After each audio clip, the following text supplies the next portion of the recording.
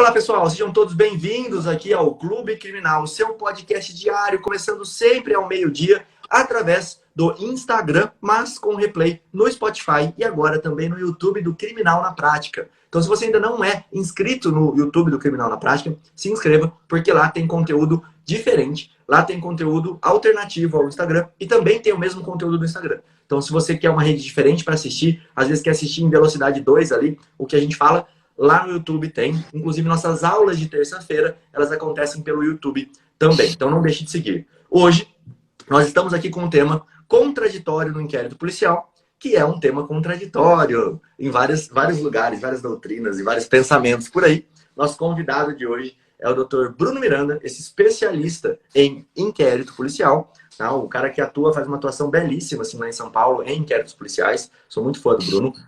Tem um Instagram também bem bacana, eu vou passar ele daqui a pouquinho aqui para vocês. E hoje, além do Bruno, estou eu, Rodrigo Alvarez, defensor público há mais de 10 mil anos, falando aqui com vocês. Deixa eu dar as boas-vindas aqui ao grande Bruno. Fala, Brunão! Fala, meu amigo. Obrigado pelo convite, boa tarde. E eu quero aproveitar, como você é defensor público há mais de 10 mil anos, eu estou aqui, fiz as contas, advogado criminalista, atuando em inquérito há 12 anos, 4 meses e 19 dias. Então é 12 mil anos. 4 dias? Olha que legal, você pegou até o dia, top demais. É isso aí. Show de bola. Então vocês já viram, pessoal, que hoje tem experiência de sobra aqui para poder falar para esse tema. Eu não vou conseguir parar de fazer essa piadinha, que é tão contraditório, que é o contraditório no inquérito policial. Enfim, Brunão, quando eu falo assim, contraditório no inquérito policial, o que vem na sua cabeça? O que você imagina primeiro assim? É o advogado peticionando? É poder participar de oitiva? Qual que é a primeira coisa que vem na sua cabeça assim? Se fosse resumir em uma palavra ou em duas, o que você resumiria? Possibilidade. Show de bola. Show de bola. Possibilidade. Pensou rápido, hein? Joguei uma bola pra você. Eu tava preparando outra resposta. Você falou em uma ou duas palavras. Eu falei, caramba, peraí. Então, agora vamos para a segunda resposta, que eu fiquei curioso. Não, é que assim, eu tenho refletido muito sobre o tema. Primeiro, porque eu atuo bastante nisso. E segundo, porque eu ouço os nossos colegas advogados com preconceito, dizendo que no inquérito policial é impossível atuar, é impossível conseguir resultado, é impossível alterar, né, o encaminhamento de uma investigação de forma que possa auxiliar o cliente. E aí isso me motivou a quebrar esse paradigma que as pessoas têm, essa crença limitante de que o inquérito é o que é e pronto, né? Então, foi isso que motivou. Que é péssimo, né, na verdade, de você achar que você não pode atuar, que você não pode fazer, que é proibido. E a gente vai falar muito sobre isso hoje. Cara, muito legal. Quando eu falei para você uma só palavra, eu também pensei em uma aqui e vi o que vem. E veio investigação defensiva, bem rápido, assim. Por isso que eu falei em uma ou duas. Porque eu tava pensando em duas, então eu tive que roubar a regra do jogo aqui para funcionar. Exatamente. E aí a gente passa por toda essa gama de possibilidades que o contraditório, a gente falar sobre contraditório no inquérito é contraditório, né, como você disse, é uma... Para mim, não sei se foi o Bruno, se foi eu, mas já estabelecemos, já ele volta. Provavelmente uma ligação de alguém para ele participar de um inquérito, mas já acabou de voltar. Pode falar. Voltei, tá bom? Tá bom, ótimo. Pode continuar. Agora travou de novo. O pessoal tá insistente lá. Não sei se foi eu que travei ou se foi ele, né? Tomara que foi ele, porque se foi eu, tô falando sozinho.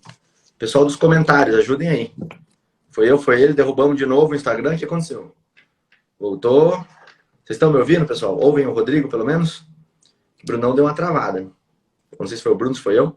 Deixa eu tirar o Bruno aqui e vou colocar de novo o Bruno, porque quando é assim, congelou. Tomara que seja só o Bruno. Disseram que o Bruno tá no escritório do Thiago. Por isso que aconteceu essas histórias. Foi ele, né? Certeza. O Bruno tá com o escritório do Thiago. Ó o Dr. Raul aí, que ontem fez uma super live aqui pra vocês, um tema muito legal também. Show de bola. Quem não viu, assista no YouTube, né? Não saiu ainda, o YouTube demora mais pra sair, tá? Mas vejam o replay no Spotify. Advogado Raul Rodrigues aqui. Show de bola. Voltou o Brunão aí, vamos continuar nosso tema. Tá me ouvindo, Bruno? Olá, olá, me ouve? Bruno, consegue me ouvir? Será que tá com delay? Será que ele não me ouve? Bruno, vamos lá, Bruno. Bruno, voltei. Tô vendo que você voltou, pô. Fale comigo. Vou tirar ele e vou pôr ele de novo. Removi ele. Vamos colocar ele de novo. Foi ele. Aí, Oi, agora você tá me ouvindo. tá tudo bem agora? Agora tá. Beleza, maravilha. Seguimos? Vamos embora. O que você tava falando sobre? Então, eu estava falando sobre esse preconceito que as pessoas visualizam, e aí o contraditório no inquérito é um tema contraditório, porque eu entendo que o contraditório, aquele da doutrina, é uma interpretação já ultrapassada. E me parece que ninguém se interessa em aprofundar o tema num manual de direito processual penal, né? Porque a atuação prática mostra que o contraditório é você que está lá que faz ele acontecer. Sim. E tem outro ponto, Bruno, que eu vejo que é muito interessante, que é, por exemplo, nulidade. Pessoal, sempre que eu falo isso, o pessoal fica bravo. Ah, não tem nulidade no inquérito. O pessoal fica bravo. Qual que é o sentido de não ter nulidades no inquérito? E aí entra o contraditório, como uma das nulidades. Se o delegado falar, não vai ter contraditório, eu não vou fazer nenhuma diligência que o advogado pediu, tem algum problema? Não tem problema para ele. Por quê? Porque ele toca o inquérito da maneira que ele achar. O inquérito é um caderno que ele é feito para que o Ministério Público consiga provar que uma determinada pessoa cometeu ou não um crime.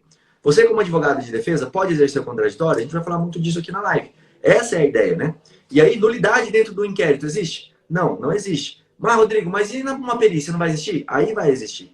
Tudo que você for aproveitar para o processo depois, nulidades são bem-vindas, nulidades vão existir, tá? Então, essa é a grande ideia quando a gente fala de nulidade em inquérito.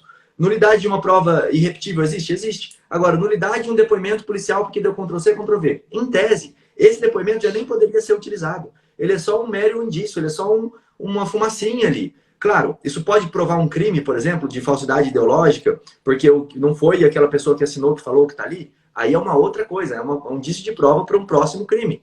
Tá? Não é uma nulidade dentro daquele primeiro processo. Diferente é, o promotor utilizou esses depoimentos como prova dentro do inquérito, dentro do processo. Aí sim teria caso de nulidade, né? Mas vamos voltar aqui para o tema, que o tema é o contraditório, né, Brunão? Qual que você acha que é o ponto mais importante? Ou então vamos seguir aí o que você preparou, não sei se você quer seguir uma linha, eu vou perguntando. Não. Para mim está tudo tranquilo. O que eu queria começar passando é que às vezes o pessoal não se atenta à própria regra, né? Seja a Constituição, seja Código de Processo Penal. E eu separei aqui incisos do artigo 5º, vocês me desculpem, mas aos litigantes em processo judicial ou administrativo e aos acusados em geral são assegurados o contraditório e a ampla defesa. Procedimentos administrativos. Uhum. E aí os direitos de Miranda também, né, e garantindo a ele a assistência de um advogado. O advogado hoje, no meu entendimento, ele faz o controle de legalidade do inquérito. O papel que agora o juiz de garantia vai fazer, né, é o controle de legalidade. E se há controle de legalidade, a gente está falando em devido processo legal. E se há devido processo legal, há ampla defesa e contraditório. Então, por conta de algumas alterações, né, essa do juiz de garantias, a gente está tendo atualizações no inquérito policial que ainda não foram verificadas, que ainda não foram estudadas, não foram trabalhadas, né, porque o juiz de garantia está lá para isso. Se ele vai autorizar a produção de uma prova, se ele vai autorizar um requerimento, seja do Ministério Público, seja uma representação da autoridade, seja da vítima, seja do advogado do investigado, e passa por ele, já é um controle de legalidade. Lógico que não é um contraditório igual no processo, mas também não é mitigado, como diz a doutrina. Não é tão escuso, tão reduzido. Esse é o meu entendimento principal, assim. Quando eu falo que não tem nulidade, é sempre difícil explicar isso. É assim, tá, se o delegado ouviu o copia e cola lá do policial, Se ele, por esse copia e cola, encontrar uma outra testemunha, pegar essa testemunha, ouvir ela ali dentro, se ele ouvir uma diligência, uma denúncia anônima, através dessa denúncia anônima ele conseguir uma outra coisa, para o delegado, para o inquérito, anular um inquérito por causa de uma nulidade, isso não vai existir. O que ela faz é contaminar o processo. Essa é a minha visão, pelo menos, né? O que as nulidades do inquérito faz é contaminar o inquérito, e não você aceitar uma nulidade em si que vai parar um inquérito. Agora nós temos tendo esse entendimento legal do STJ, que é o entendimento de que se o policial arrombou a porta de uma residência, esse policial cometeu uma ilegalidade ali. Então, a partir daí, eu posso conseguir até uma nulidade dentro do inquérito. Mas, de novo, a nulidade não é do inquérito, é da prova que foi produzida. E essa prova que foi produzida, ela não vai poder contaminar o processo. Então, por conta desse raciocínio, é que você exclui. Não sei se você concorda comigo, ou se está diferente do que você falou agora, Bruno. Não, concordo. É isso. Show de bola. Tá, e qual diligência você acha que é possível fazer? Já que a gente está falando de contraditório, o que você acha que é possível fazer dentro de uma delegacia? Ou melhor, o que você faz dentro de uma delegacia que você fala, cara, isso aqui é possível, isso aqui é possível, isso aqui é possível? Na verdade, eu não vejo limite. Eu tenho que tudo é possível dentro, né, das normas, dentro da legalidade, dentro dos requerimentos, mas eu já tive casos que eu fiz uma peça de requerimento não foi busca e apreensão, foi medida securatória para quebra de sigilo bancário. Eu, como assistente de acusação, fiz esse pedido, despachei com o delegado, ele entendeu o pleito, ele representou para o juiz do DIPO e o juiz deferiu. Tudo isso veio com o start do meu pedido. Cabe o meu pedido? Não caberia. É uma representação do delegado, mas eu fiz o pedido e despachei com ele. Ele entendeu que sim, e ele fez a representação, como se fosse um deferimento do meu pedido, para o juiz analisar, e foi feito assim. Então, a gente passa pela situação, e aí a nossa investigação defensiva, né, a nossa possibilidade de ir buscar provas e relatar ela nos autos, e a gente sendo parcial, estando defendendo o interesse de uma pessoa, a gente não tem obrigação de juntar o que possa prejudicar, ao contrário do Ministério Público, né, que aí entra naquela questão de doping processual, como bem diz o Alexandre Moraes da Rosa, né, e assim por diante. Então, e aí, por exemplo, outra coisa, a gente tem um projeto de lei que está tramitando desde 2018 para alterar o artigo 14 do Código de Processo Penal, para instituir efetivamente contraditório no inquérito, que vai constar lá expressamente. Tem uma coisa interessante, Bruno, que eu estava vendo esses dias, que foi o seguinte, o Procurador-Geral da República, ele entrou agora com vários pedidos aí, enfim, de liminar, para proibir que a Defensoria Pública consiga ter o poder de requisitar coisas de órgãos públicos, tá? Por exemplo, eu posso requisitar aqui que a empresa de energia me deu o endereço de alguém. Se não for um sigilo, acho que esse exemplo que eu dei foi meio ruim, mas se não for algo sigiloso, eu posso requisitar, eu tenho o poder de requisitar coisas. Desde que não esteja, por exemplo, numa interceptação telefônica, algo que eu precise de uma autorização judicial, assim como o MP, nós podemos requisitar. Qual que foi o embasamento dele? Olha que coisa maluca. Ele fala o seguinte na ação: a Defensoria Pública não pode requisitar porque falta paridade de armas, já que o advogado não pode fazer o mesmo pedido, ele não pode requisitar coisas de órgãos públicos. Só que você fala, opa, peraí, PGR, o MP pode. Então vamos de novo fazer esse mesmo exercício que você fez? Se está faltando, então também vamos proibir o Ministério Público de fazer requisição. Mas ele não vai mais poder investigar crime. Então, aí que tá. Se você quer algo justo, algo que tem uma balança para os dois lados, o advogado tem que ter poder de requisição. O defensor tem que ter poder de requisição. O promotor tem que ter poder de requisição. De requisitar mesmo. Olha, eu requisito que seja ouvido tal pessoa. Para um delegado, por exemplo. E aí eu conversei com vários delegados. Cara, quando o MP faz isso, ele não ordena que aconteça alguma coisa. Ele requisita e o delegado só cumpre uma informação. Tá? Dentro do nosso procedimento, por exemplo, de investigação defensiva, isso poderia ser feito. Olha, eu requisito tal informação, requisito qual aquela outra informação, e assim vai. Tá? Porque isso é muito útil. Apesar da gente usar muito pouco no crime. Por incrível que pareça, o nosso poder de aquisição, assim, no crime, eu sempre prefiro pedir para o juiz fazer dentro do processo, processualmente falando. Vamos produzir essa prova dentro com o ofício do magistrado. Por quê? Porque é diferente, a gente sabe que a forma de ingresso, a forma de resposta, ela vai ser diferente. E aí que eu queria tocar nesse ponto, que é o poder de aquisição ali. Porque quando o advogado não tem isso, cara, ele perde muito. Porque a gente sempre fica com essa cabeça, né, quando a gente pensa em inquérito policial. Bom, tomara que o Ministério Público não consiga fazer prova. Quando, na verdade, tem muita coisa para a gente fazer ali dentro, de requisitar. E vocês podem requerer. Isso é interessante. E pouco advogado faz, né, Bruno? Tipo, olha, eu quero requerer, por exemplo, uma filmagem de um estabelecimento comercial. Eu posso requerer isso? Claro que eu posso. Cara, faz um ofício certinho, com o nome lá da sua advocacia. Se você quiser colocar, coloca o número da sua investigação criminal. Eu sei que tem gente que não faz investigação criminal, que não gosta de fazer, porque entende que ela poderia até ser prejudicial. Mas, enfim, coloca lá o número, se você tiver da investigação criminal, e fala, ó, vem requerer a filmagem do estabelecimento tal, e vai lá e entrega para o dono. Cadê o dono? Sou advogado fulano de tal, eu estou aqui com um requerimento para poder ter acesso à filmagem dele. Cara, a pessoa leiga, no final das contas, ela não entende a diferença de uma requisição e de um requerimento. E se você requereu a filmagem e ele falou, tudo bem, pode pegar? Tá ótimo, tá lindo, você já conseguiu o que você queria. Se ele falar, não, cara, quero consultar meu advogado, quero com uma ordem judicial, não tem problema, eu vou pedir a ordem judicial. E aí o pessoal pode falar, Rodrigo, mas isso é sacanagem. Tá, mas a polícia faz isso todo dia. Tá, ela chega num lugar e ela pede para entrar. Se o cara deixar, meu amigo, ela vai entrar.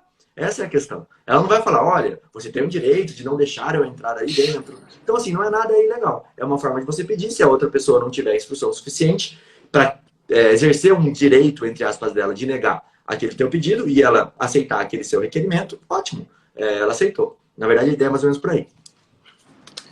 Exatamente, essa questão da requisição foi vergonhosa, essa decisão. Ainda mais colocando em contrapartida a advocacia privada, né? Porque nós estamos do mesmo lado, né? Então teria que comparar com o Ministério Público. O Ministério Público tem o poder de requisição. Se não me engano, tem uma lei, né, que trata do assunto e seria o caso de alterar essa lei. Mas o fato hoje, né, com a evolução da interpretação da paridade de armas, né, do garantismo e tudo mais, já devia ter sido superado esse tipo de discussão, né, para a gente ter esse acesso. Essa sacada sua é genial, de tipo, preciso produzir prova tal, eu vou requerer diretamente para a pessoa, né, porque às vezes a gente fica limitado, a gente acaba passando essa responsabilidade para o próprio cliente ou para os responsáveis. Isso pode trazer uma intimidação, ainda que ele não esteja lá para intimidar, pode prejudicar. Então a gente ter esse tipo de acesso é perfeito, né, fazendo o requerimento. E aí a pessoa leiga não vai saber interpretar o que significa aquilo. Sim. Olha só que interessante, o André falou aqui, ó, fiz um requerimento para oficiar a central de monitoramento para comprovar se o meu cliente monitorado esteve ou não em locais investigados. Isso é muito interessante, pessoal. Isso aqui eu falei em uma outra aula, eu e o João falamos numa aula que a gente estava tratando sobre audiência de custódia, porque uma das previsões do que eu vou falar agora está nessa resolução, e aí quem está aqui nessa live anota isso, tá? Isso aqui é uma dica fantástica. Quando você pede algo para monitoramento eletrônico, você está pedindo a geolocalização do cliente. E geolocalização do cliente não pode ser fornecida sem autorização judicial, porque é uma quebra de uma privacidade daquele cliente, igual uma interceptação telefônica, igual, sei lá, uma herb, enfim. Você tem que pedir para que o juiz oficie a central de monitoramento. A central de monitoramento não pode enviar um relatório para o Ministério Público, porque aquele dado é confidencial, é um dado particular, um dado privado daquela pessoa. O que eu acabei de fazer aqui? Acabei de te dar uma tese para você poder desconstituir, por exemplo, uma quebra de tornozeleira eletrônica que aconteceu com um pedido exclusivo do Ministério Público para a central de monitoramento daquele relatório. Isso é ilegal, tá? Ele acabou de descumprir uma determinação que está numa resolução do CNJ, que fala justamente isso. Eu vou abrir aqui, vou mostrar para vocês qual é. Mas olha que interessante, uma prova que você pode conseguir dentro do processo, tá? Por exemplo, nesses requerimentos. E aí o André falou que fiz, até queria que ele colocasse aqui qual foi o resultado, se eles forneceram ou não, porque eles fornecem. É a mesma coisa que se eu pedisse para a empresa de telefone fornecer para mim qual foi a conversa que existiu ali dentro entre duas pessoas, e a empresa de telefone falasse, tudo bem, eu vou te fornecer. Cara, peraí, esse dado tá reservado pelo sigilo. Não é qualquer pessoa que pode pedir esses dados. Você tem que fazer um requerimento para o Ministério Público pedir. Não posso fazer uma quebra de interceptação telefônica. Mas essa prova que o André está fazendo é uma das provas que dá para fazer durante inquérito. É uma postura ativa, é um contraditório, entre aspas, né? Você vai apresentar provas ali no inquérito que talvez nem denunciem o seu cliente. E aí vai minha pergunta para o Bruno. Ô Bruno, você já teve algum caso de cliente que não foi nem denunciado por conta da tua atuação em inquérito policial? Já, alguns, e ouso dizer que o exemplo que eu vou dar agora vai acontecer isso. E aí você vê a importância de ter o advogado. Eu tenho um caso aqui que entrou para o escritório já em fase de instrução. Ele nunca foi intimado para dar o seu depoimento no inquérito. A mãe da vítima, do morto, em dado momento do inquérito, mandou uma carta para o delegado dizendo: olha, eu suspeito que seja fulano, porque eu ouvi dizer isso, isso e isso. A investigação não estava indo para lugar nenhum, denunciaram esse cliente, ele não foi localizado, o juiz, o promotor requereu, o juiz mandou prender porque ele não era localizado, foi preso, foi citado, foi solto, porque a prisão cumpriu a função dela, que era para ele ser citado, que já é um absurdo. E aí chegamos agora na fase de instrução, ele tem testemunhas que ele sequer estava no mesmo estado. O crime foi em São Luís, no Maranhão, ele estava lá no Pernambuco. Trouxemos essas testemunhas. Se ele tivesse sido intimado no inquérito e trazido essas questões, ele seria descartado, com certeza. Porque era muito pueril a investigação sobre ele. Foi finalizada às pressas. E aí o caso que eu tenho agora, o rapaz foi reconhecido, aspas, com 60% de certeza. Eu nunca vi isso, através de uma foto no Facebook. E aí a foto do Facebook dele, que ele foi reconhecido, ele está de cabeça raspada e rosto liso. Hoje, ele usa aquele cabelinho assim comprido, amarrado aqui em cima, e uma barba desse tamanho. Fica bem diferente. Muito diferente. E aí a gente foi levar ele para Oitiba, eu pedi, inclusive aquilo que você sempre diz sobre as fotos do Google, ou do iPhone mesmo, que traz toda a definição, aconteceu uma coisa até mais profunda que eu não conhecia. Eu pedi para ele separar, e ele trouxe as fotos do dia com a localização e o risquinho lá onde ele percorreu, tirando ele completamente do local do crime. Isso foi semana passada, e eu ouso dizer que a investigação cessou sobre ele. Entendeu? Aí também cabe ao Ministério Público estar atento e, de repente, questionar essa prova ou não. Né? O que o Bruno falou agora é o metadado. Ele é, assim, incrível o metadado. Toda foto tem o metadado. Deixa eu dar bom dia aqui aos nossos amigos Thiago Bunin e Dr. Augusto Mendes Júnior. É Júnior, né? Tem Júnior, né? Ou não, tem Augusto Mendes Araújo. Eu coloquei o Júnior. O Júnior foi pra minha conta. Não sei por que eu pensei isso, mas enfim. Rodrigão, geralmente eles colocam José Augusto, viu? Então tá. O Júnior vai pra minha conta. Ô, Rodrigo, mas olha que interessante, dando um bom dia aí para vocês. Essa situação que o Bruno fala é algo que eu sempre pego a deixa para orientar os colegas, os alunos, os jovens advogados, etc. Dizer, olha, inquérito policial aqui no escritório, quando a gente assume algum caso de investigação e que eu percebo que a história está mal contada e que há alguma possibilidade. O pessoal hoje banalizou o uso da palavra investigação defensiva, né? Nem sempre só uma investigação defensiva, às vezes simplesmente uma atuação ativa na investigação, né? Que às vezes uma atuação ativa na investigação pode levar ao arquivamento daquele inquérito policial. E aí eu tenho certeza que o Augusto faz isso também. A precificação sua no contrato de honorários tem que ser o valor para acompanhar o inquérito policial e um eventual valor de êxito, caso não exista a denúncia, tá? Então é muito importante isso para inquérito policial. Fala, Augusto. Exatamente isso. O pessoal fala muito que a audiência é o coração do processo, né? E eu venho falando há tempos que, na verdade, o coração do processo é o inquérito. Um inquérito bem feito, você está dando um eco aí? Um inquérito bem feito, você resolve um grande problema. Eu tive um caso muito parecido esse que o Bruno acabou de comentar, que era um homicídio na saída de uma boate aqui em São José do Rio Preto, e tinha uma testemunha presencial que falava que viu os tiros saindo de dentro do veículo Golf do meu cliente. E aí, ele estava no motel, quando a polícia foi na casa dele, ele falou, não, eu não participei, estou indo para lá. Ele pegou o carro, foi para o plantão, chegou no plantão, fez o teste residográfico no carro e nas mãos, deu negativo, mas com base no depoimento daquela testemunha presencial, que disse que viu os tiros saindo de dentro do veículo Golf, ele ficou preso. Imediatamente a gente fez essa prova aí, de demonstrar através do metadados do celular o caminho que ele fez até o motel, para comprovar, e pegamos as câmeras de segurança da boate e juntamos no processo. Surpreendentemente, a gente falou que o Bruno falou. ó, você está fora do processo. Conseguimos o habeas corpus, conseguimos a soltura. O que é que o Ministério Público faz? Oferece a denúncia e fala: diferente do que narramos primeiramente, o réu, ele prestou auxílio posterior na fuga. E aí colocou ele numa segunda figura de auxílio posterior na fuga. Eu falei, não, tá de brincadeira. Então, assim, não acho que está resolvido, viu, doutor? Grande Brunão aqui. Não acho que está resolvido, porque o Ministério Público tem uma criatividade, às vezes, que é impressionante. Impressionante. Augusto, é isso que eu acho legal a gente falar, depois eu vou passar a palavra para o Bruno ali, que é a estratégia processual também. Porque às vezes a gente vai tomar umas porradas que a gente não estava esperando. E aí depois a gente fala, pô, se ele vai fazer isso, se ele vai fazer esse tipo de sacanagem, eu também vou. Então eu vou fazer toda a minha prova, e em vez de eu ter uma ânsia de tirar o cara no inquérito, eu vou guardar toda essa prova que eu fiz e vou apresentá-la no momento futuro, quando o Ministério Público já não tem mais como mudar o que está lá, já não tem mais como fazer uma outra coisa. Então, assim, às vezes eu fico pensando muito assim, cara, será que esse caso eu posso mostrar agora esses meus dados? Será que eu guardo isso para depois? Só que óbvio que tem casos que eu tenho que mostrar. E tem casos que o Ministério Público vai fazer coisa maluca. Que tipo, cara, eu deveria mostrar, eu mostrei, mas o Ministério Público ficou loucão lá e fez o pedido dele, né? Eu vou dar uma de João Ricardo aqui, até arrepiei aqui agora, até arrepiei. Por quê?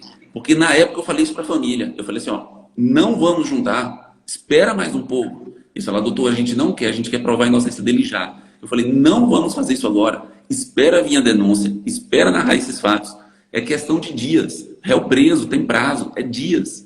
E aí eles falaram, doutor, eu quero que junte, eu quero que junte.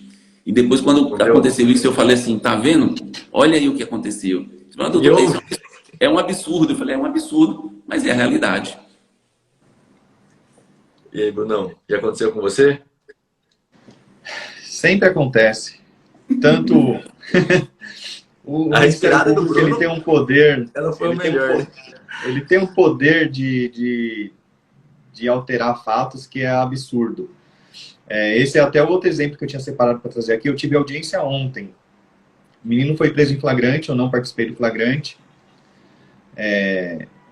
Imediatamente, né? Cheguei lá, ele já tinha sido ouvido, mas aí depois ele me disse que a oitiva que está nos autos não foi a dele, né? E aí sentei para conversar com o delegado, depois de praticamente tudo encerrado, demonstramos a situação, levei os vizinhos que precisavam, que presenciaram a situação. Foi um roubo de um caminhão de engradados de cerveja.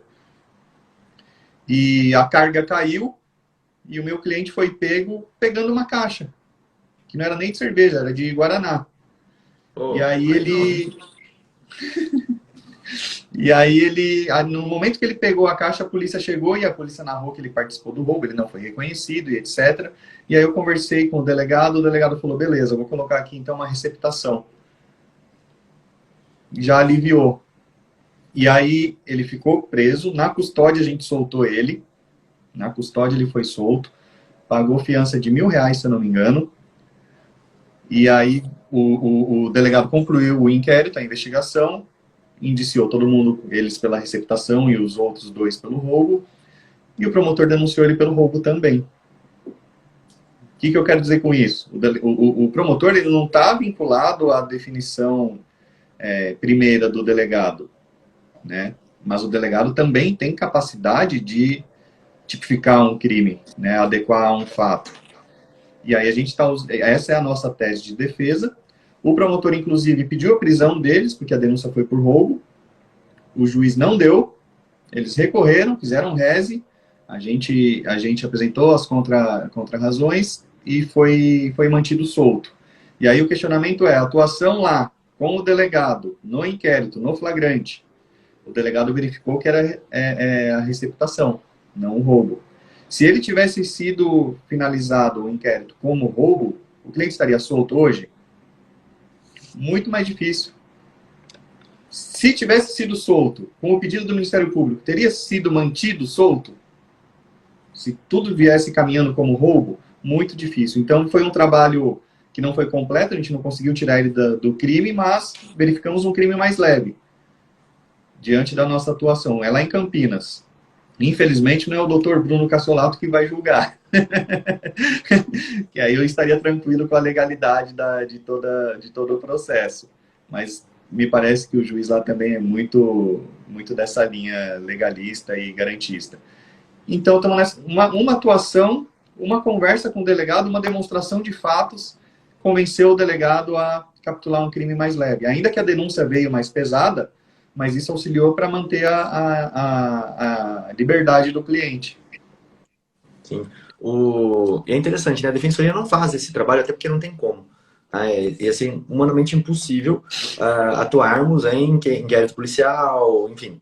E por isso tem um espaço muito grande para o advogado mostrar, porque a urgência e um dos gatilhos mentais legais assim que a gente pode falar e pode utilizar, até para convencimento, não para o lado ruim, mas para o lado bom do seu cliente, é a urgência que a pessoa tem daquele pedido. E o inquérito ele é urgente. Não importa se o cara está preso ou não, porque é ali que vai fazer a base inicial do processo. Se ela for ali que a prova está quente, né? Ali que está mais próximo do que aconteceu, senão eu vou perder muita coisa. E aí que é interessante a atuação do advogado. O Thiago fala, o pessoal banalizou a investigação defensiva hoje em dia. O que significa investigação defensiva para mim, hoje? Ela significa a palavra cadeia de custódia da prova. É a única coisa que eu acho que a investigação defensiva realmente serve, que é para dar segurança, como eu coletei, quando eu coletei, como que eu fiz aquela produção de prova favorável à defesa. Porque isso eu não tenho dúvida, eu já perguntei para um monte de juízes. Isso dá segurança para o magistrado aceitar a sua prova com um valor maior. E como a gente sabe que é a livre convencimento motivado que vai fazer com que o juiz decida, você tem que agregar elementos à sua defesa que levem o magistrado a falar, pô, esse advogado aqui está me mostrando desde lá, olha só a data que ele está fazendo todo esse procedimento. Se você puder registrar isso em algum sistema, que registre, por exemplo, em blockchain, para poder mostrar, olha, a data em que foi realizada cada uma dessas provas, a data em que foi realizada cada uma dessas diligências. Cara, isso é muito importante para uma única finalidade, cadeia de custódia de prova. Para na hora que eu for mostrar para o juiz, eu poder falar, juiz, tá aqui como eu consegui essa prova. Né? Não sei se vocês têm alguma coisa a falar sobre isso, vocês usam? É o controle de legalidade praticado por nós advogados, querendo ou não. Né? Eu estou fazendo uma analogia, né? Mas é basicamente isso, é a gente fazendo o controle de legalidade do processo. A verdade que eu vejo é que todo mundo, a advocacia em geral, ela tinha uma posição muito passiva no inquérito policial. Sempre foi assim. E aí, quando veio a questão da investigação defensiva, todo mundo começou a dizer que está se fazendo investigação defensiva, investigação defensiva. E isso, na verdade, era uma conduta que já devia ter, fazendo uma meia-culpa aqui, a nós, advogados criminalistas, que sempre, pelo menos quando eu comecei na advocacia, você falar, precificar a atuação no inquérito, era um absurdo, não. Você já tem que passar o valor integral. O inquérito não é nada. O inquérito não encerra aí em 30 dias, 20 dias, 10 dias, a depender do crime que estiver respondendo. Então, até o Moisão 1109 falou aqui, ó, quando a gente estava mencionando aqui sobre a questão de seguir o que a família está pedindo ou seguir o que o advogado técnico acha que é melhor. Eu acho que a decisão não é simplesmente assim, ó, a decisão é essa e se não for assim eu estou fora do processo. Não, porque a vida não é sua. Você é advogado, você é um profissional do direito, como qualquer outro profissional, como um arquiteto, que vai chegar e vai falar, olha, a gente precisa fazer essa construção e ter 3 pilares. E o cara falou, esse pilar aqui vai ficar feio, eu quero que seja uma viga invertida e eu quero que você faça. E você vai fazer os cálculos e vai mostrar os riscos.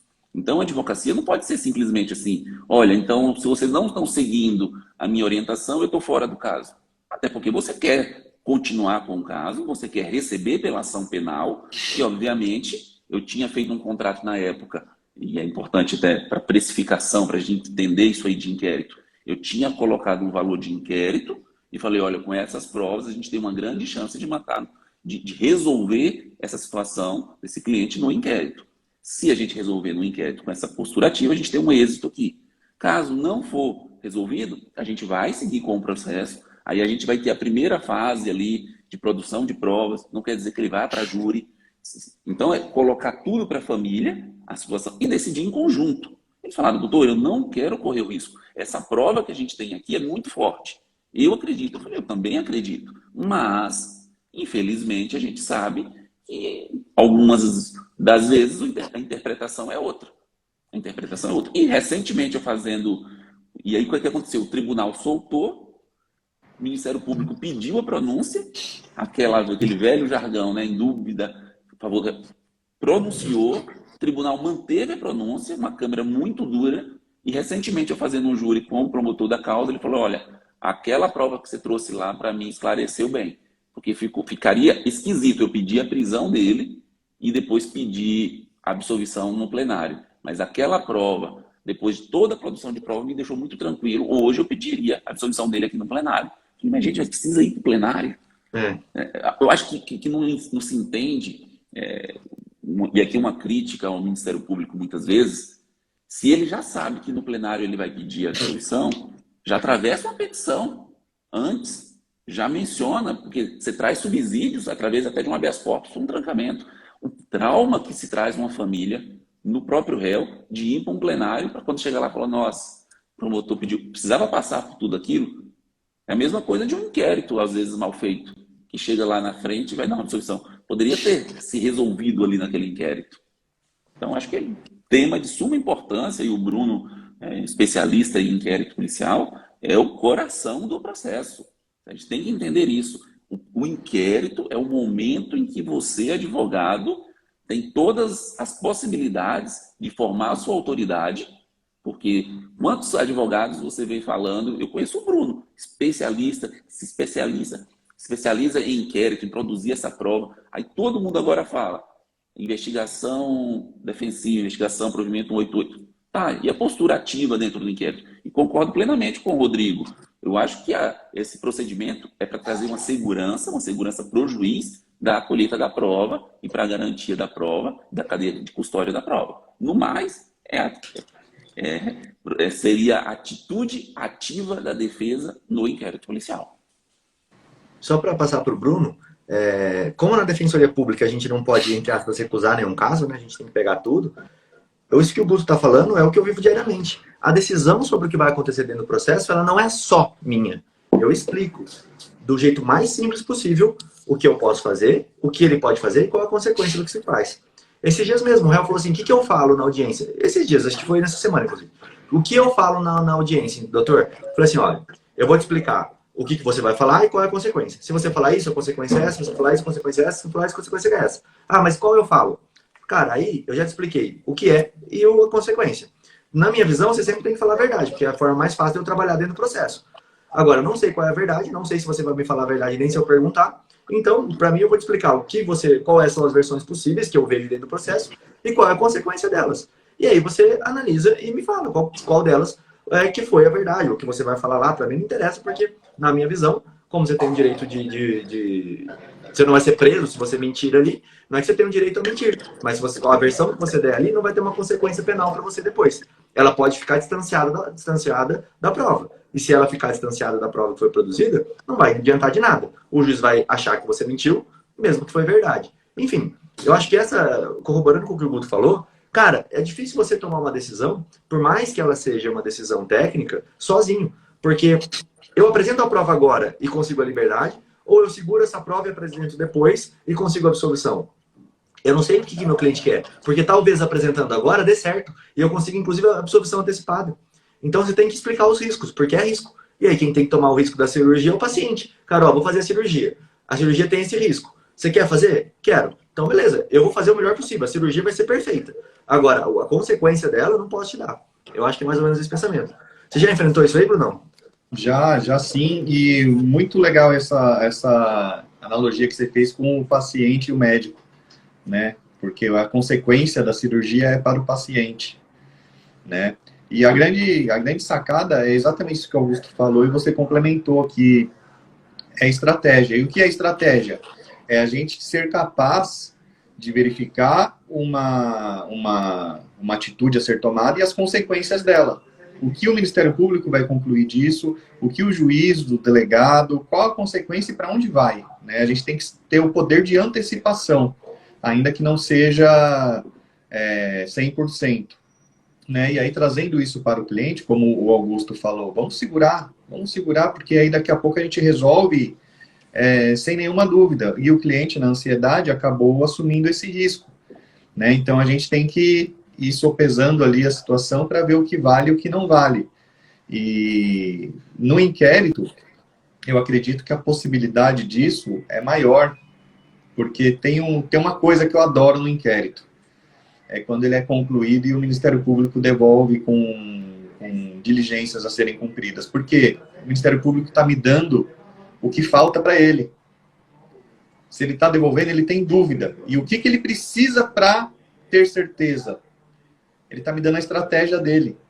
E aí a gente tem que ter essa visão e entendimento. Peraí, por que ele está pedindo que junte a garrafa? Por que ele quer que junte a garrafa? Porque ele acha que tem alguma coisa nessa garrafa. Tem um DNA, tem uma impressão digital, não sei. E assim por diante. Então, a gente tem que aprender a fazer essa leitura e desde o inquérito. Que a gente trilha um caminho muito melhor para o processo todo. Bruno, você deu até uma ideia aqui, que me veio aqui, que é uma coisa que eu já fiz muito no júri, mas que cabe em todos os processos. E eu não tinha pensado nisso ainda, isso você falando aí agora, me veio. Quando o promotor, por exemplo, vou explicar o júri para vocês entenderem. O promotor devolve pro delegado falando, olha, essa diligência é imprescindível. Isso às vezes eles fazem, tá? Essa diligência é imprescindível, devolve. O delegado não consegue fazer, ele denuncia da mesma forma. E isso, tipo, vira um prato cheio para você chegar lá no tribunal do júri e explicar para o jurado. Senhor jurados, o promotor queria uma diligência imprescindível. Sabe o que é imprescindível? Que sem ela não dá para provar. O processo chegou até aqui porque o Estado insiste nesse pró-societário. Vou explicar aqui rápido, tá? Para o jurado você vai ter que falar mais fácil, enfim. Ou seja, sem essa diligência imprescindível, ele até pode ter indício, mas ele não tem certeza. Ele até pode ter o começo, mas faltou algo e ele não conseguiu pegar essa peça do quebra-cabeça. E na dúvida, eu preciso absolver. E o Bruno falando isso, eu posso explicar isso para o magistrado em qualquer processo. Eu posso pegar lá no inquérito, olhar por que foi devolvido. Ó, preciso de mais 30 dias para investigar. Beleza, volta. Preciso de mais 30 dias para investigar. Beleza, volta. Tá bom. Depois passou, sei lá, um ano dele pedindo, ele devolveu sem fazer mais nenhuma diligência. Então, peraí, se o próprio delegado precisou de mais um ano para investigar, não acrescentou nenhuma diligência nesse tempo todo, devolveu da mesma forma para o Ministério Público, é que existe dúvida. Então, esse é um argumento legal também para você explorar dentro do seu processo, junto com o que o Bruno falou, de olhar o que falta para o promotor. E se ele resolveu ou não a situação. Cara, é genial, cara, muito bom. Muito legal mesmo. Eu tenho visto aqui, talvez o Bruno até saiba qual que é a lei, o provimento da corregedoria. Nos inquéritos aqui no estado de São Paulo, quando ele pede mais 30 dias, eu tenho visto agora sempre o Ministério Público, eu não trouxe meu computador aqui, senão eu olhava aqui agora, manifestando o seguinte, nos termos eu acho que é uma norma da corregedoria, indique à autoridade policial quais diligências estão faltando a ser cumpridas e justifique por que os 30 dias. Então, um ou outro promotor tem feito isso, mas toda vez agora que eu tenho acompanhado o inquérito, quando vem com pedido de prazo, eu tenho pedido isso. Já atravesso uma petição, veio pedido de prazo mais 30 dias, eu já atravesso a petição pedindo para que o Ministério Público solicite ao delegado que informe quais diligências estão faltantes, são necessárias. Justamente para isso que o Bruno acabou de falar, para a gente saber qual que é a linha de investigação que ele está seguindo. Então, veio os primeiros 30 dias, você já atravessa essa petição, depois eu posso pesquisar aqui, não sei se o Bruno sabe, se o Rodrigo, mas eu posso pesquisar aqui, pego meu notebook aqui, vejo, e aí eu tenho solicitado isso, que identifique justamente para saber qual que é a linha de investigação que ele está indo. Nesse processo, por exemplo, do que o Ministério Público depois denunciou, ele solicitou a devolução do inquérito para que, pela herb das antenas, informasse quais telefones celulares estavam conectados naquele momento. E aí, foi o pedido que eu fiz? Tinha uma diferença de horário entre o horário da câmera e o horário em que falava que aconteceu o crime. Aí ele falava o seguinte, olha só, apesar das imagens, o horário em que aconteceu o crime e o horário da câmera, há uma diferença aqui de 15 minutos. Então, pode ser que nesses 15 minutos há alguma divergência. E aí eu tive uma sacada, que eu falo, isso aí é postura ativa, não é investigação defensiva. Eu pedi para o oficial o Copom para saber qual foi a primeira ligação e o horário da primeira ligação. Por quê? Ninguém fica 15 minutos esperando. Aconteceu um crime e aí a ligação do Copom veio e bateu com o horário que ele estava saindo. Por quê? O Copom ele falava assim, ó, estão dando tiros aqui. E aí você escuta mais tiros. Então era exato o momento dos tiros. Então você conseguia casar ali a ligação do Copom, da pessoa que estava ligando. Eu consegui essa testemunha, que eu não tinha, com a ligação do Copom, que ele pediu para se identificar. Então essa testemunha falou, não, os tiros não partiram dentro do carro. E aí quando veio a prova, o exame pericial do corpo, a marca era próxima, tinha marca de fumaça. Então, era impossível que os tiros partiram de dentro do Golf. Então, a gente tinha todo esse conjunto. Ele falou, não, doutor, vamos juntar, vamos juntar. A parte boa, que ele saiu de liberdade imediatamente. Assim que a gente juntou, o juiz manteve, o tribunal revogou. Mas o processo se estende e estamos aí com plenário do júri. Mas entender qual é esse caminho que o Ministério Público está fazendo, que prova é essa imprescindível, especialmente nos crimes dolosos, para o jurado, é muito importante. Talvez o juiz ali não leve tanto em consideração, porque fala que a opinião é do Ministério Público, mas se ele próprio está dizendo que é imprescindível, né, Rodrigo? Então, acho que é muito interessante isso daí. Foi até uma pergunta hoje que apareceu lá na comunidade que a gente tem lá no criminal, no grupo. Perguntaram isso para mim hoje, Guto. Se o Copom é obrigado a registrar todas as ligações, fica gravadas as ligações para o Copom. Aí eu respondi, em tese sim. Em tese eles são obrigados a manter todo o registro. Agora, se eles vão manter ou não e se não vai ter um caso específico, eu não sei. Não era para não ter, tá? Era para ter tudo registrado, né?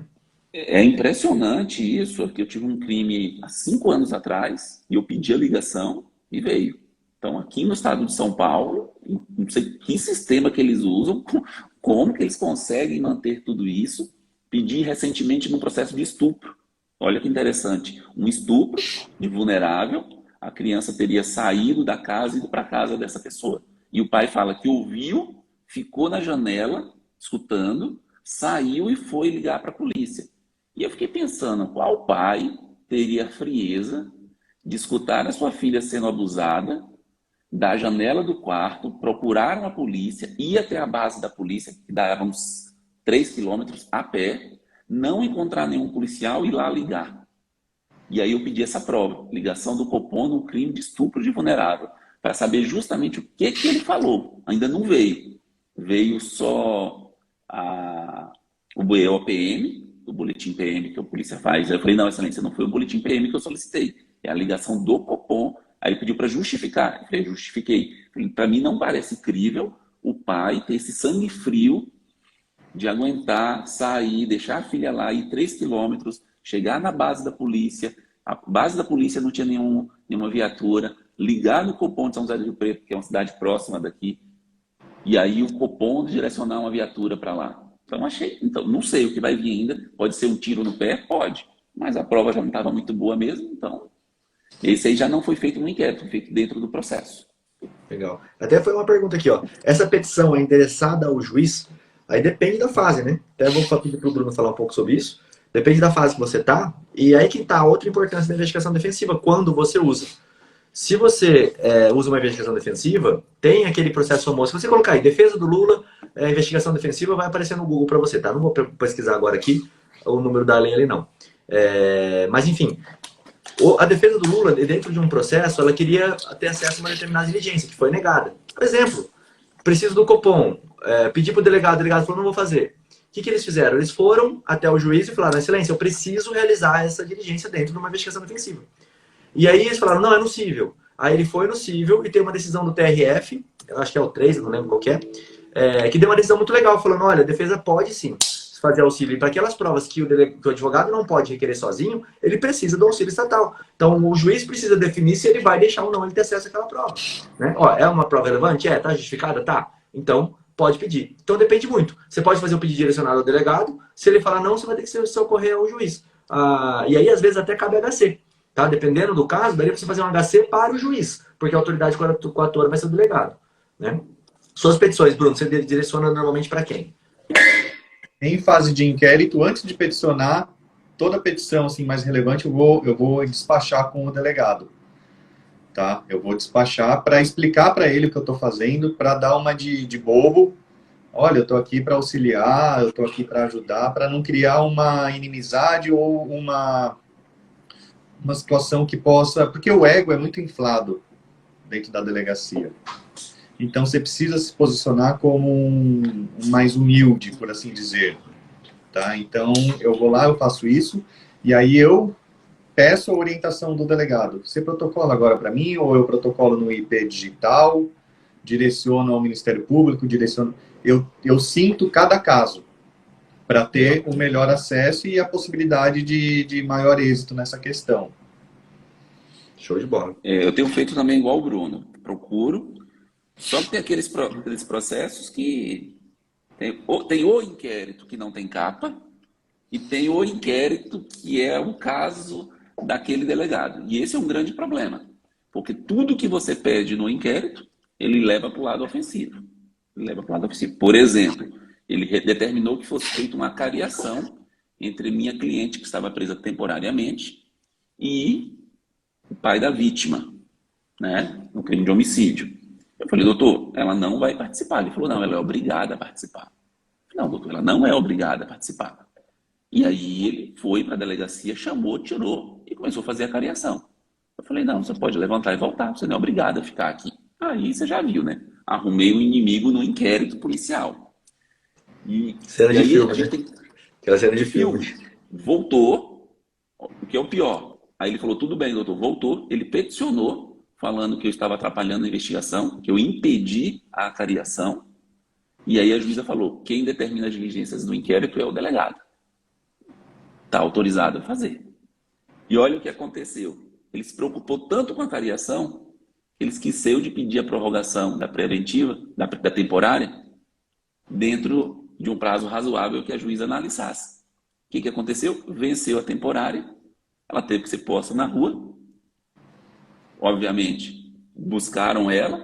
No outro dia, ele manda um ofício da delegacia falando que foi decretada, que foi prorrogada a temporária e que eu era sabedor do pedido de prorrogação, que assim me concedia 24 horas para apresentar a cliente na delegacia.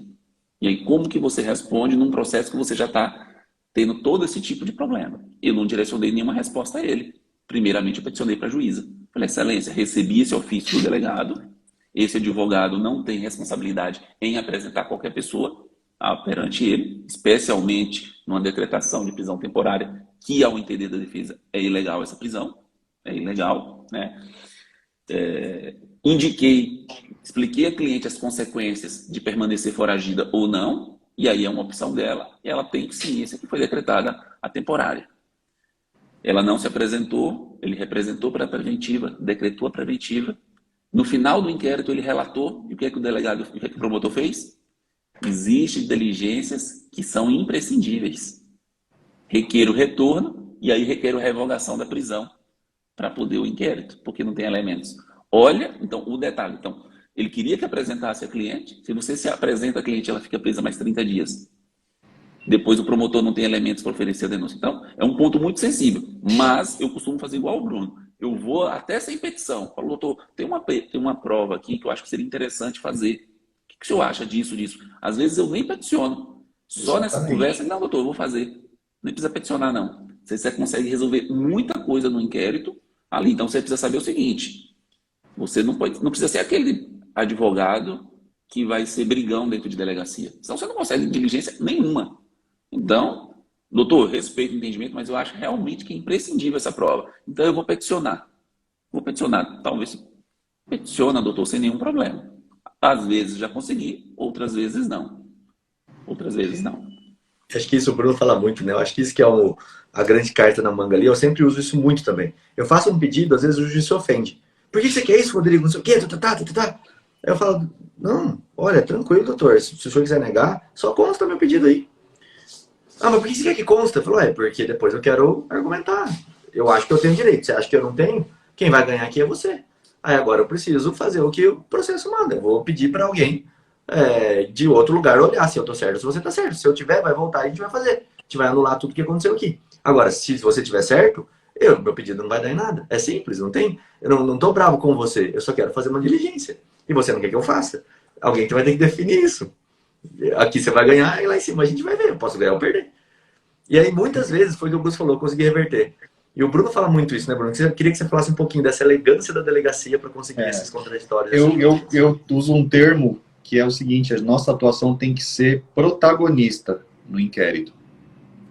Eu não vendo acompanhamento de inquérito, porque eu digo que inquérito não é novela para ser acompanhado. Se eu vou atuar no inquérito, é uma atuação protagonista. É verdade, porque muita gente confunde. Todo mundo vem, quanto que é para acompanhar o inquérito? Mas ele está indo para onde? Né? Qual que é? Que capítulo que tá? Não é assim. Doutor, desenrola lá para mim. Não sou carretel para desenrolar. É uma atuação técnica protagonista. A gente vai... Ah, doutor, recebi uma intimação, você me acompanha? Não. Eu vou antes, você vai me contratar, eu vou antes, eu vou tomar conhecimento de toda a investigação para depois a gente ir até lá. Tem casos que eu tenho acesso no digital e ainda assim eu vou na delegacia antes para me apresentar. Esse rapaz que juntou todo o Google lá e ele foi tirado da cena do crime, eu estive na delegacia 2 dias antes, estendi a mão para o escrivão, para o delegado, oi, tudo bom? Tudo bom? Pois não, doutor. Não, eu só vim me apresentar. Tal dia eu vou trazer um cliente aqui para ser ouvido, o caso é esse. Ah, doutor, mas você precisa de alguma coisa? Não, não preciso, já tive acesso. Só vim me apresentar. Porque você já quebra também aquele desconhecimento. Porque tanto nós chegando lá sem conhecer ninguém e eles esperando o advogado chegar, eles não sabem que tipo de pessoa vai chegar. Então já fica muito na defensiva. Então você quebra essa defensiva, você cria um vínculo, você se mostra acessível, mostra que você é gente boa, e aí você vem para a oitiva com toda a sua técnica e toda a sua estratégia. E caminha muito bem nesse sentido. O que o cara tá esperando ali é uma porrada, né, Brunão? O que o cara tá esperando é o advogado que vai chegar metendo o pé em tudo, falando da prerrogativa dele, querendo entrar, fazer acontecer. Quando você chega e mostra que, cara, tudo bem, eu sei que você está fazendo o seu trabalho, eu tô fazendo o meu aqui, é tranquilo. Você quer negar meu pedido, é tudo no papel para mim. Quer negar, nega, não tem problema nenhum. Só vou pedir para você pôr no papel. Eu vou pôr no papel, vou mostrar para você e você nega, eu aceito. Cara, eu acho isso muito legal, porque isso muda o jogo. Isso não só na delegacia, né? No cartório que você vai conversar. Minha assessora, cara, ela consegue umas coisas que eu falo, meu, não é possível que você conseguiu isso. Ela já liga brincando com todo mundo. E aí, fulano, aqui, não, vou te encher o saco de novo, não sei o quê. E ela já vai, cara, ela vai com o jeito dela. A maior reclamação, o pessoal chega lá pra mim e fala assim, ele não quer registrar boletim de ocorrência. Porque é violência doméstica e os caras não registram o boletim de ocorrência que o homem quer fazer. Só registra pela mulher. Enfim, essa é a maior reclamação. Aí a Simone, que é minha assessora, ela já sabe. Ela pega, quando chega esses casos, liga lá na delegacia e fala, ô fulano e tal, quebra essa pra mim, vai. Não faz eu ter que mandar uma coisa pra um monte de gente, não. Eu vou mandar o cara de volta aí. É só você pôr no papel aí pra ele, entrega pra ele lá o BO feito, que não vai ter mais problema. Alivia pra mim, alivia pra você, vou ter que fazer peça aqui. Vai. O cara, não, manda pra cá. Cara, e vai numa conversa assim amistosa, e é muito interessante o jeito que ela faz. Que eu comecei a fazer igual. Eu achei tão interessante, quando eu ligo, a mesma coisa. Sabe, você tem que dar abertura pro cara, mostrar, cara, velho, estamos trabalhando daqui daí, vamos tentar se ajudar aqui, se der, né? Se não der também, tá bom. Eu achei muito interessante. A gente tem que se despir completamente dessa posição, porque o nosso objetivo é resolver a situação do cliente. E ponto. Deixa eu mostrar um negócio aqui, aí eu vou passar já a palavra para você, Bruno, que eu quero dar esse presente para quem fica até os finalzinhos das lives, assim, eu adoro o pessoal que fica. Eu vou fazer o seguinte, então, eu vou dar essa bomba depois. Primeiro eu vou passar a palavra para o Brunão aí, a gente bateu já 1h05 aqui de conteúdo. Quero agradecer a presença do Augusto também, que está aqui com a gente, do Bruno. Quem não segue esses dois feras ainda, vou ter que achar minha plaquinha aqui, né? Porque tem plaquinha para isso, peraí. Aqui ela tem frente e verso, aqui ó. Aqui em cima tem um botãozinho, tá? Se você clicar, você vai conseguir seguir os dois. E quem for embora agora perde a bomba, inclusive. Vamos fazer assim. brunomiranda.adv, para quem está no Spotify acompanhando a gente, e Augusto Mendes Araújo, tá? Só você seguir os dois feras aí que tem certeza que tem muito conteúdo top. Brunão, passar para você dar suas considerações finais aí, para você falar. Passar para Augusto, aí eu solto a bomba aqui. Maravilha. Queria agradecer mais uma vez o convite, agradecer o Augusto também, que eu tenho o prazer de dizer que ele é meu amigo, né? Sempre que ele vem a São Paulo, ele não passa por aqui sem pagar pedágio. O Rodrigo, eu espero ainda poder tomar uma cachaça com ele. Eu passo por São Paulo, eu tô viajando, aí o Bruno fica bravo comigo, que eu não vou ver ele. Eu fico bravo. E eu queria agradecer demais a oportunidade de poder ajudar de alguma forma. Eu mais aprendo do que passo também conhecimento, isso é fato. E dizer que relacionamento, protagonismo e não esquecer das teses do inquérito. Não se apaixone por elas, mas se ainda persistirem as ilegalidades, as nulidades, que não são tecnicamente assim, ou mera irregularidade, não esqueçam delas. Vá até os tribunais com isso, porque a gente precisa movimentar os tribunais com questões do inquérito. Show de bola. Fala aí, grande Augusto. Show de bola. Quero só agradecer Rodrigo Alvarez aí, mais uma vez, o Criminal na Prática, o Brunão aí, que a gente está sempre em São Paulo lá. Eu já vou para São Paulo, já vou avisando, ó, já estou chegando, tá? Agradecer sempre a oportunidade de estar aqui participando com vocês. Sempre no horário do meio-dia eu estou por aqui, ou assistindo, ou às vezes contribuindo um pouquinho. São fera demais. Esse conhecimento aí diário tem mudado a vida de muitos advogados, inclusive a nossa, né? Todo dia a gente está aqui aprendendo temas diferentes, isso é importante demais. Teve do auxílio reclusão aí, um monte de gente me pergunta, doutor, eu tenho direito de falar, não sei nada disso, agora eu já sei um monte de coisa. É isso, procura um advogado assim. Então você vai aprendendo aquilo de novo e é muito bom isso, né? Porque ninguém está pronto. Todo dia você é um tijolinho a mais ali. E o Criminal na Prática tem auxiliado demais aí todo dia aqui no horário do almoço, toda terça-feira online também, gratuito para todo mundo. Um abraço, meus amigos. Obrigado. Viu? Show de bola. Eu até falo, Augusto, que o pessoal fala, como é que você consegue fazer live todo dia, cara? Como é que você tem assunto? Eu falo, cara, eu convido sempre alguém massa que vai falar alguma coisa massa e eu aprendo pra cacete, como se eu ficasse uma hora estudando. Então eu vou aprendendo, vai me dando ideia, eu vou pensando em coisas, eu falo, pô, isso eu não tinha pensado, hein? Tipo, aí eu vou pesquisando coisas que o pessoal fala aqui, então assim, pra mim sempre é incrível. Deixa eu mostrar aqui, já agradeço vocês dois, deixa eu mostrar a bomba de hoje pra quem ficou até o final. Olha, segurou bem, o pessoal tá aí, hein? Depois eles compartilham. Primeira coisa, já pega papel e caneta e anota o número aí da resolução pra você não ficar perguntando. É 412 de 2021, tá? Essa resolução, ela é de 2021, do mês 8, do dia 23, a resolução 412, do CNJ. Ela fala sobre o quê? Monitoramento eletrônico. Vai falar várias coisas aqui dentro. O que eu quero te mostrar é um artigo específico do monitoramento eletrônico. Depois você lê, essa lei é importante. Eu ainda vou aprofundar ela em aula e tudo mais. Mas se você já quiser adiantar, leia ela que ela é interessante. Artigo 13 dela vai falar aquilo que a gente estava falando, tá?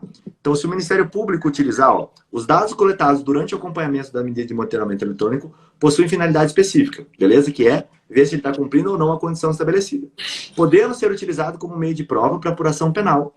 E estando, então tá, aqui parece que é ruim, mas lê o resto. Estando, de qualquer forma, abrangido pelo direito previsto no artigo 5º, 10 da Constituição, e legislação de proteção de dados pessoais. Ou seja, não é só requerer, o juiz precisa autorizar. Isso aqui é como se fosse uma interceptação telefônica, tá? Isso aqui não pode acessar de qualquer forma. E aí, olha o parágrafo 2º, o que ele vai falar? O compartilhamento de dados, inclusive com instituição de segurança pública, dependerá de autorização judicial, mediante representação da autoridade policial ou requerimento do Ministério Público. Existem outras coisas aqui nessa resolução que são muito legais, mas anota aí, artigo 13, parágrafo 2º. Se você está com um processo em que seu cliente está sendo acusado porque ele foi colocado no local do crime por conta da tornozeleira dele, ou então a tornozeleira serviu para algum fundamento que não seja o descumprimento daquela medida específica, tá? Por exemplo, estou no semiaberto. Para que serve a medida? Para ver se ele está cumprindo o semiaberto domiciliar. Agora, ela não pode ver se ele cometeu um crime, ela não pode ver nada além disso. Se ele descumpriu medida protetiva, é outra coisa. Então, esse regulamento aqui ele é muito interessante. E lembra, resolução tem força de lei. Tá? Então, isso daqui, ela tem a força de uma legislação mesmo. Não é uma recomendação, é para ser utilizado dessa forma. Então, leia essa resolução, que ela é muito interessante. Queria deixar esse ponto aqui dela. Ela saiu faz pouco tempo e ela tem esse ponto aí, que é muito interessante aí. Dito isso, obrigado, meus amigos. Valeu. E amanhã a gente tem mais. Tá por aqui com vocês. Valeu.